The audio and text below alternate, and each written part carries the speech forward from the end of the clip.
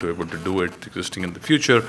Affordability is a question of taxes. We're paying 35% or whatever we earn. My friends from Pakistan yesterday were there, they're 39%, so congratulations. Then there was Sri Lanka who said about the same, and then Bangladesh said 40%, so we were in good company. Skills, certainly an issue. It's a certain big issue, and then to keep it open, the local data. Finally, we're going to hit the point where English speaking are sort of done, and now the others have to come in.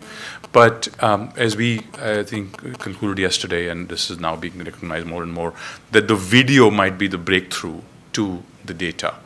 The proliferation of internet, we can't get English in fast enough, but I think the videos will break it, just as we did for voice telephony, where Bengalis were speaking to Bengali speaking and Gujaratis were speaking Gujarati speaking. So it didn't come in the way of actual increase in mobile telephony, because you were talking and videos could be, that.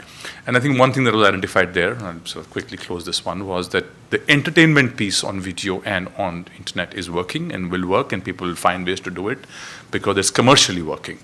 And also income generating, revenue generating for people, that will also work because people will find a way to make it work.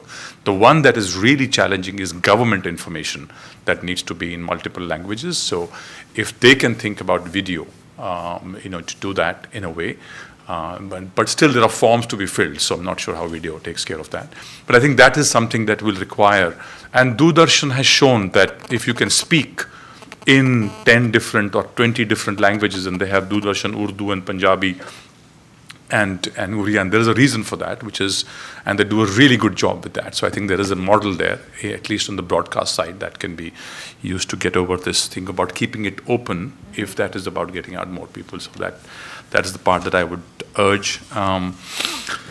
There is a lack of crores that the industry contributes in a year in terms of spectrum and revenue share and all of that, which is the only industry in this country in infrastructure that actually writes a check of close to a lakh of crores to the government each year. Hopefully some of that can be used, plowed back into the sector. On multi-stakeholderism, I think enough has been said. I'll just say one thing. I think it's often said that India has not had a chance. I sort of must disagree with that. India has been given, apart perhaps from the United States and a couple of European countries, the most prominent positions around the world in internet governance. Nitin Desai, Ramraj, on the board of ICANN, Slatha Reddy, who serves on the Global Commission. We've had 5 MAC members, a special advisor to the MAC chair, several regional positions, including one that Dr. Ajay Kumar enjoys. I think we've had several positions. I think it's really what we make of it.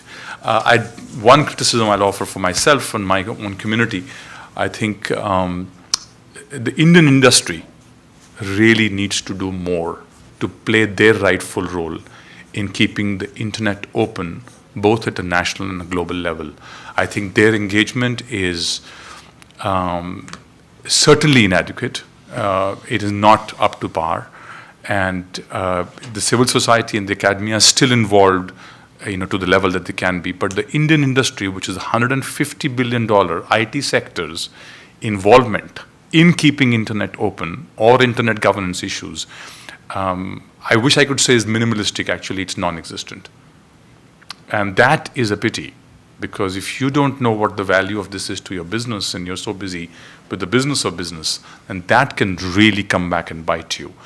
And I take blame for that myself. I hope my colleagues and I can work on that and make something out of it. But business really has to play Indian business has to play a much more significant role in both in IG and keeping the net open. Thank you. So thank you, Mahesh, and thank you, Virat, for those insightful comments. Now we shall have questions from the floor. But before I open, I just made thank you, Dr. Ajay Kumar, thank you for coming.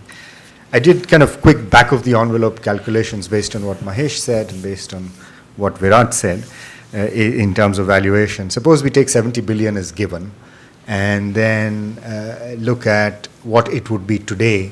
And one estimate could be, look, our GDP has been growing. I don't know how much exactly the CAGR is, but let's say the CAGR is 6%. And you say internet should grow at least higher than 6%. greater than 6%. I mean, because it's pulling up GDP. And let's say if it grew at 10% per year, then if it grew at 10% year on year from 70 billion, today it would be about 112 billion, which is what your intuition was. But if you do what Virat said, if it was 20 million then, and 150 million now or 100 million now, and you applied that rate of growth to the multiplier, then you're looking at a number about 325 billion. If you just did that simple multiplication.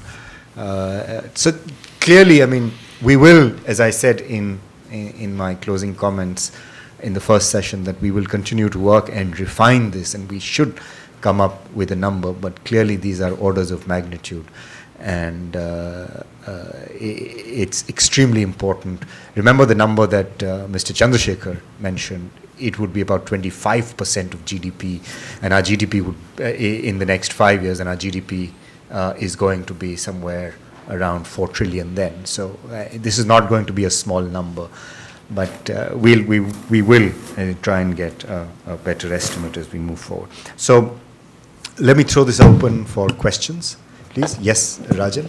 Just a comment first, and then two observations. One is that kudos to the team. I think this is tremendous in terms of being able to get some numbers around concepts. We all knew directionally that valuation and openness and all of this was important. We just had a hard time putting some numbers. And my recommendation is to remember the old advice in a negative way of McKinsey. McKinsey, 1983, was asked to give AT&T a number for the valuation of mobility when Judge Green was determining to split up AT&T into long distance and local access. And they said, mobility will not be worth more than $1 million dollars to AT&T, and AT&T gave it away, right, to the local, and thereby hangs the tail. So I think the orders of magnitude, I think, if anything, are tremendously understated. So that's not a bad thing when you're talking to government. So at least this, if not more. So that's the first thing. The second point I'd like to make is that, listen, perhaps it's time we need to disaggregate this thing called the internet to a chunk which is commercial. I think we've moved away from the internet being this academic, frictionless sharing of information to commercially oriented with commercial interests on all sides, which require a different way of defining openness and talking about governance as we move forward into this area. And the third point I'd just like to quickly make is that, having had these numbers, let me just ask, when we talked about the 10% giving the 1.24% increase in GDP, I knew just about every minister mouthed this, but nobody, when it came to policy, implement what the costs are of their policy decisions vis-a-vis this equation. Correct. So I'd like to be able to take this particular, I'm saying is that we know that's understated, and saying at least at this minimum, can we take this metric, say 2.4% at the state level, if I understand your numbers correctly, right, and say, listen, every time you make a decision, can I at least adopt this methodology to say, this is the cost of what this is. Every time you raise SUC or refuse to raise, my pitch now for the industry, yeah, thank you. As you see or not, when you continue to have these high levies and you diminish, if you will, the penetration or the adoption or whatever, here's the true cost of what this is. And if we can just get that implication to the decision makers, I think it would do us great help in terms of driving what we think is appropriate in terms of the internet. Thank you. Thank you, Rajan. Any other questions or comments on? Hi, I'm curious to get the panel's views on the number of increased number of ban we've seen on the mobile internet this year. I think we've gone up to about 14 or 16 times. Sometimes instances, for example, to prevent cheating in exams. And while everybody understands that there's a law and order situation, I'm just wondering and there are trade-offs to be made, because at times you're there's a huge economic loss, and if that's something that as an industry we should be quantifying, so that decision making in this area as well is more justifiable and more proportionate. So I'm curious to hear what the panel thinks on this.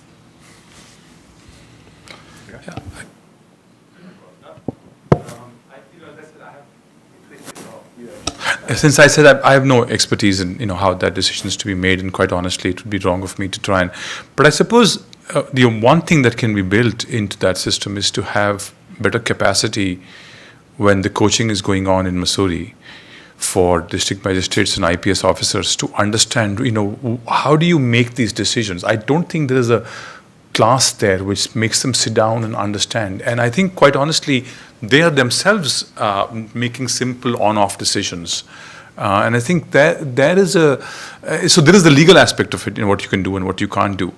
But to take a measured view of what this would mean, it's a very complex question. I think it needs to be resolved. I think it needs to be thought through. But in my oversimplistic view on this, if you're faced with saving lives vis-a-vis economic loss, you know where that decision is going to go. Innocent civilian lives. So that is,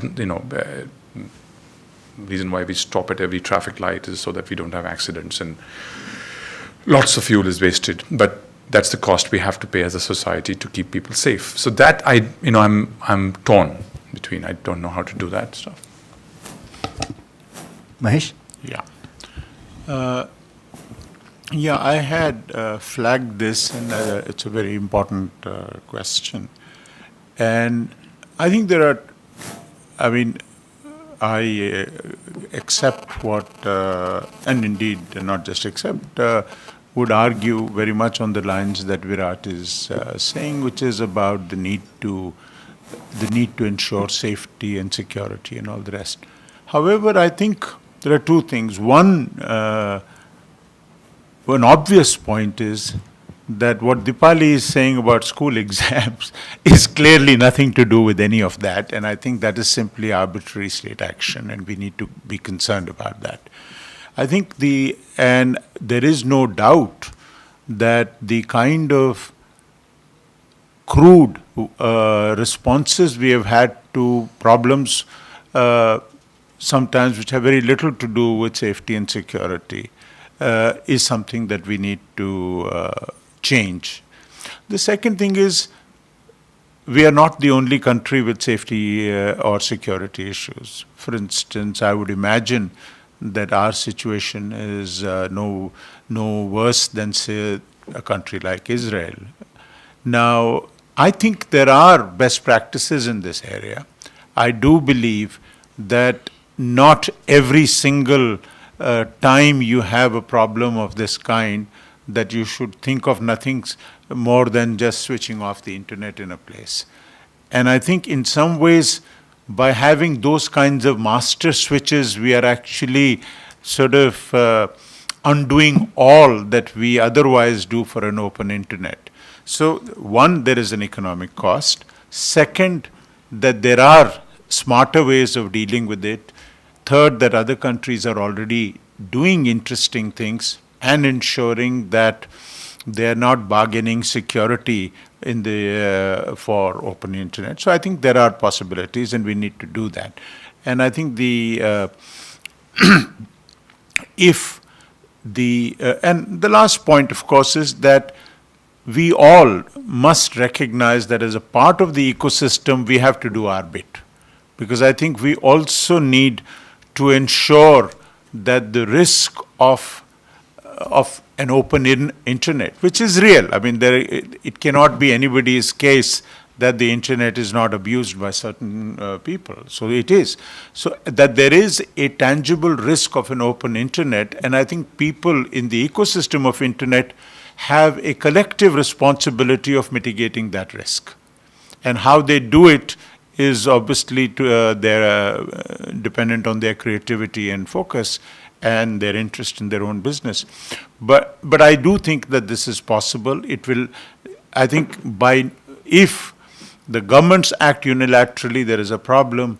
If the industry doesn't recognize that there are concerns that the governments simply cannot ignore, then I think the industry also is being short-sighted. And I don't think it's serving either its commercial interests or other interests by ignoring that. Thank you. Qualify one point here just before we get the next question, which is in legal terms, the licenses of the service providers who enable internet is exceptionally clear. That power lies with the government. When they tell you to shut it down, you have to shut it down. When they ask you to block, you have to block. When they ask you to do surveillance and provide monitoring, you have to provide it so long the conditions are met. There is zero,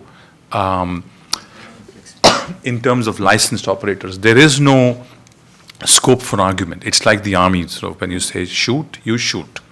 You can't question back saying now or is it later? Can I do it right? There is no scope available. So I just want to tell you that the operators are sitting, are represented here. There is very little value call they can make on should we shut this website or not. If the DDG CS sends you a fax, he says comply and report.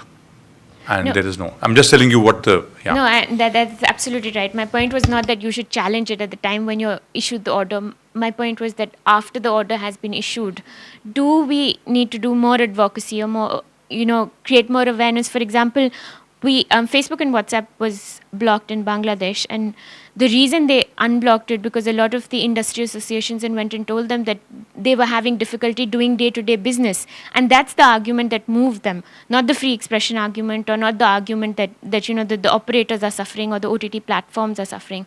So I'm saying that should there be a more concerted effort, especially in situations where it's for a non-safety reason, which we see that the trend is increasing. That was my point. We're unanimous on that one. Yeah, absolutely. Sorry, I know, because I have, the mic in the hands. Okay, thanks. So, a quick one, I know. Shoot, Vikram. But coming back is that, much of your data obviously, emanates, and this is for the team. Did you consider, like the last time you did, on a state-by-state analysis of the broadband? Because, India being such a vast country, and you have data state-wise. So the impact state-wise, was it considered, or is it possible to do it? Because, within states, there's a huge variation within states, and with the new competitiveness among states, and much, a lot of influence the states can have on making policy. And asking whether it's the DIT or the DOT. So, is that something you would like to consider maybe in, going forward? Samiran, you had? I want to go back to that graph which showed the openness in China, and the point that was mentioned was that. Can you get it on the slide, please? That because China had a huge domestic market, it still was pretty high up. So can you just throw some more light on how much of a significant difference did population and having a local market make on the openness factor and the results that you were seeing? Okay, thanks. Samir, do you want to? Okay. It's not on openness, it's on contribution to GDP. Contribution to GDP? Yeah. And it's a correlation between freedom on the net. I just want to know that if someone then makes the argument that if you have a large user base and you have a large market, then you can actually not have that openness and still have that contribution. So I just want to understand. Would you want to respond to either of I'll respond to Vikram's question, or Parnil or Vatsala if you want to respond to that question. Do you want to respond to openness and contribution to GDP? Yeah, I think what we are saying is that the risks do depend on the size of the economy, and that's fair. But clearly, the cost of a not open or a closed internet or a partially open internet are very high.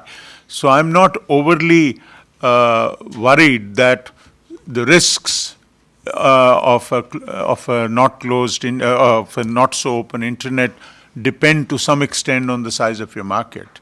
But I think the larger issue is the opportunity cost of not having an open internet. But I think he's making a point that somebody might take this data and say that isko ban karte hain because That's a risk. So let me respond to that. I think that China is different. India has $150 billion IT industry, which is almost entirely dependent upon this free flow of information and data coming into our service from across the world, people's X-ray reports and dental reports and, and lawyers looking at medical cases and stuff like that. So China doesn't have that. China has almost nothing in terms of IT services exports because of language issues, many other issues. So I think we will not be at the place where we are, which is very high, if we were to follow the Chinese example, because we have and then China's telecom sector is completely shut. We are one of our largest sources of FDI, a sector that contributes over $15 billion to government revenue every year over year, is coming from telecom. So I think that we need to caution that, but I think there is, if we weren't here in terms of openness, we will be way below China in terms of contribution to GDP. Vatsala and Parnil, would you like to, Mansi, anyone would like to respond to any of the comments made before we close? So just to talk about the Chinese outlier and the sort of counterfactual question, well, we have a lot of users too. What if we shut the internet down?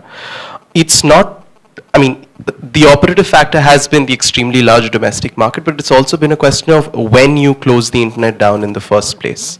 And China closed the internet down really as soon as almost it was incepted. 1995, China had started moving to close the internet. And so the development of the internet, there was an internet developing within China and an internet developing without or outside China. And users and businesses all got used to the Chinese internet being a certain way and the rest of the internet being a certain way. And therefore, for India, a number of businesses, like Mr. Bhatia pointed out, a number of businesses currently depend on these services, getting rid of which would change things dramatically for how business is done in India than for China, where they developed alternatives to sort of free internet services over the time that the internet itself developed, which is why when you didn't have, let's say, a Google or a Facebook or whatever, the way Deepali says, sort of businesses run services, you came up with domestic alternatives when they weren't as big a deal. And then over time, they became part of your economy in parallel to how these things were happening outside of the Chinese economy. So I don't think the counterfactual holds for the way that the Indian internet economy is structured. So yes, but that caution is warranted. In your cover note to the Department of Telecommunications, this report kindly mentioned that. Will do. It exists. Will There's a do. caveat within. There is. And,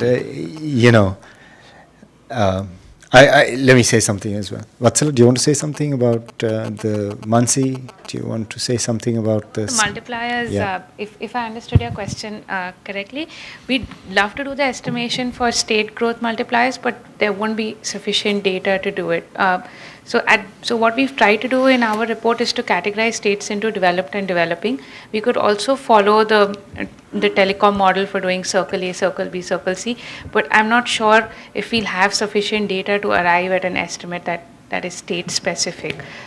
It would be a wonderful comparison because states have a very different economy within themselves and different levels of internet penetration, but I think there will be a data inadequacy to arrive at such an estimation. Just one another question. Did you all at all look at any information on the freedom of capital flows in countries and openness on internet? Was there any? Did you all come across any?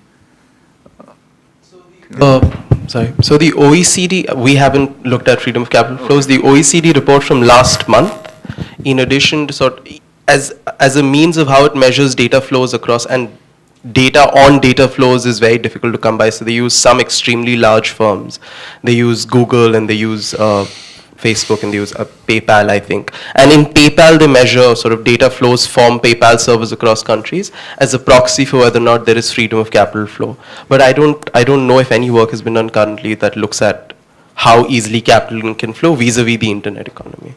No, in terms of measurements of how a country does on openness and any correlation to capital flows in that country and how freely capital can move in and out. None that I'm aware of. And that's an interesting exercise, I think. Well, I guess that will also depend upon, the policy of the country with respect to its capital account. But given the capital account, whether it's open or closed, then you could have a good. But if the capital account is relatively closed, as it is, well, not in India, but in some countries, then the openness of the internet will not capture those sort of capital flows that you have in mind. Okay.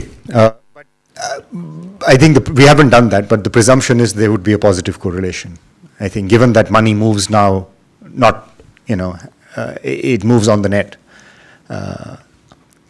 in a secure manner. I don't think that. Let me just kind of close this. I think it's been an incredibly rewarding discussion, very rich, has given us a lot of food for thought and what we'll do in the future. And as I said in the beginning, we'll continue this work. This is no way we are going to drop this work. And if we can apply Black-Scholes to option value of the internet, we will do it. I mean, as if we can. Well, I'm not sure. But the point... Your research is just ducked. We will do it. Let me respond to Vikram's question in addition to what Mansi said. I mean, the richness of India as a subcontinental-sized country gets captured in the regression because normally no country has done that except the United States. You always do inter-country comparison or international. But to do that within a state would be, very, very challenging, paucity of data and so on. But we can apply the results to state level. So you've got a multiplier on average of 2.4. If you do developed states, I think it's 3.3. And you can look at those multipliers and calculate an opportunity cost of not having the internet access. And that we can easily do. Those numbers are not in the report, but those are numbers that are easily calculated and estimated based on the average multiplier that we've got between developed and developing states. On the question of China, I mean, it's an interesting question, but this should be treated, and as Virat suggested, we'll have a kind of disclaimer up front. It is an outlier. It is an exception that proves the rule. It is truly an exception. I mean, if you think of, take you to another realm, of how they manage their kind of labor in terms of employment, let's say, they had two things that enabled them to overcome their employment problems that we cannot do simply. One-child policy and the Hukou system, which prevented rural-urban migration. And that's a policy that worked for China, at least up to a point. Of course, they've gotten rid of both now.